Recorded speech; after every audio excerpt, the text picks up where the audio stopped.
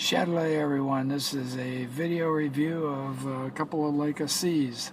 That's the C Type 112, which I had in 2013, but haven't had for a long time, and got to because I traded in a Leica camera I didn't need, and this is what they had sitting there. These are actually pretty good. I'm going to show you both the dark, what they call it. It has a dark red top and then I guess a black body. And this is, it'll say Leica on the lens, that this is a Panasonic made camera, made in Japan. These Leica makes, they have two different types of cameras. The one's made in Japan and the one's made in Germany by Leica. So I traded in one of my X2s, which is made by Leica, and for these two made by Panasonics. But they are deluxe. This is the they call it the light gold version.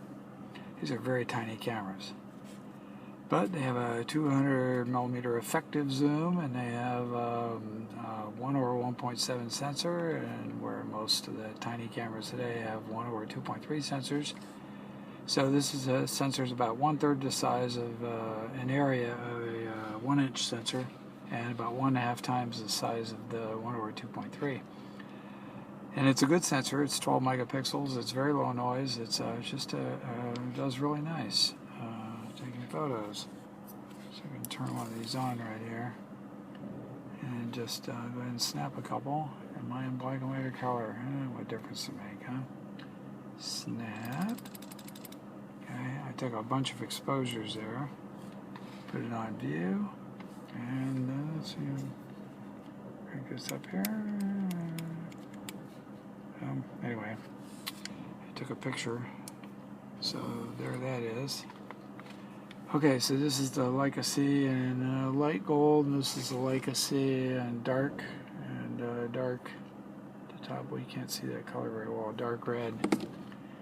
And these are supposed to be, let's see, inspired by Audi design, A-U-D-I.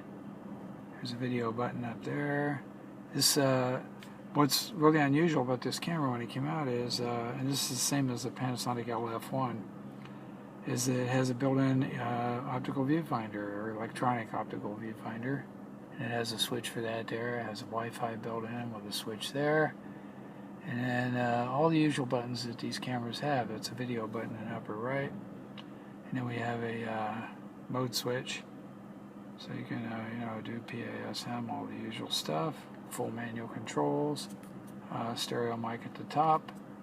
There's a flash unit over here, which you can see. And the red dot. Down here in the base, we have the battery, a very small battery. 950 mAh, I believe. I have a 32 gigabyte card in there. SD card.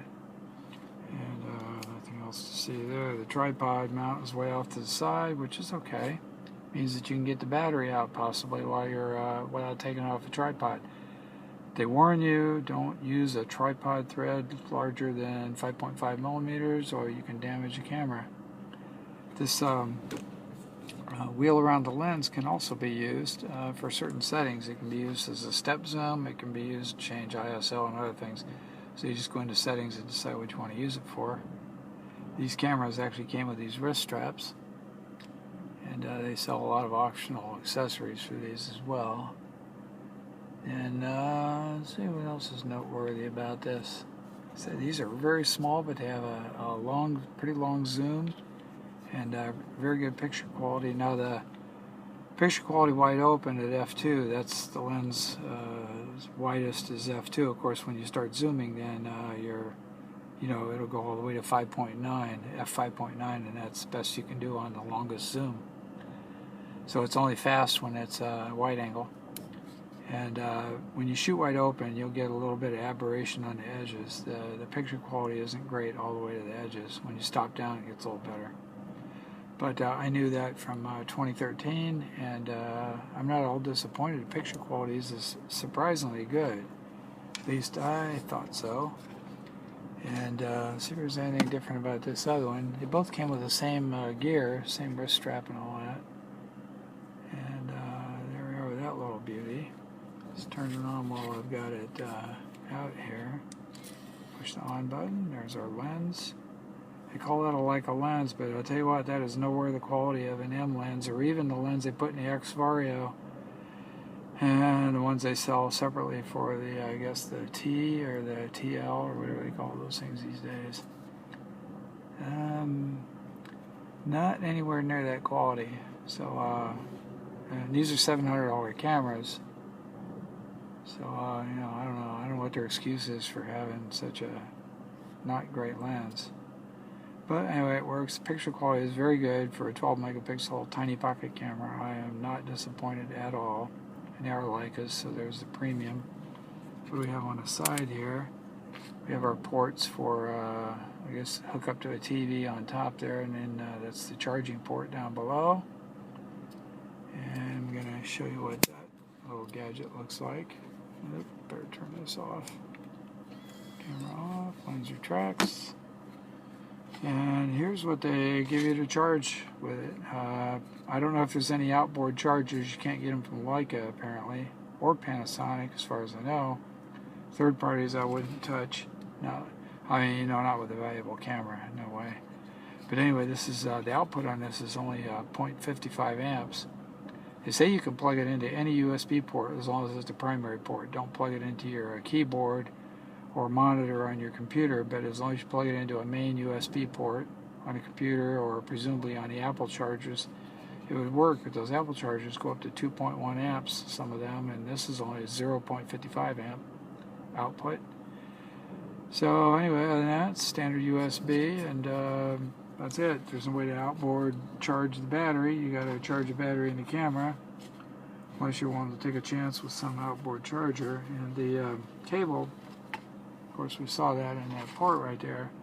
But the cable is neither a mini USB nor a micro USB.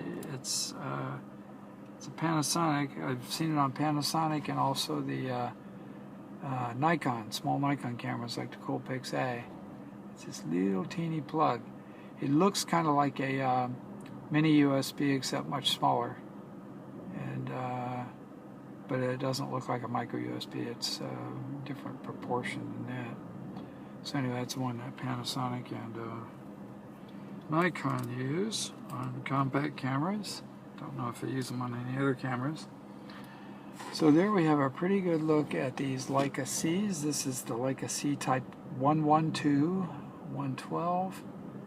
And, you know, LF1 was $500, you know, and for Panasonic for $500, and you're not getting Lightroom with it and everything else, I thought it was way overpriced for the lens quality and all that.